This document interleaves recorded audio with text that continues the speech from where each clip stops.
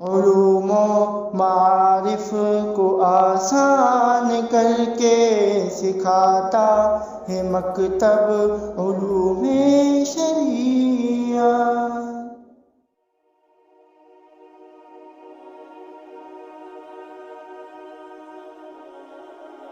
سورہ بقرہ کی آیت نمبر 42 میں اللہ تبارک و تعالی ارشاد فرماتے ہیں، اور حق کو باطل کے ساتھ گڈمٹ نہ کرو اور نہ حق بات کو چھپاؤ جبکہ اصل حقیقت تم اچھی طرح جانتے ہو۔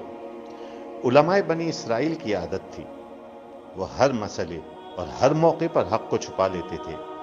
جب بھی انہیں موقع ملا انہوں نے سچ کو جھوٹ کا لباس پہنا کر انسانیت کو دھوکہ دینے کی پوری کوشش کی۔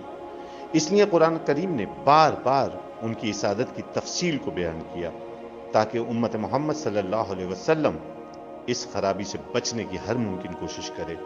حق بات کو غلط باتوں کے ساتھ ملا جلا کر اور سچ کو جھوٹ کا لباس پہنا کر اس انداز میں پیش کرنا جس سے سننے والا غلط فہمی اور شک میں مبتلا ہو جائے جائز نہیں ہے۔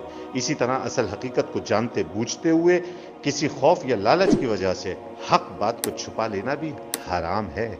علوم و معارف کو آسان کر کے سکھاتا ہے مکتب علوم شریعت۔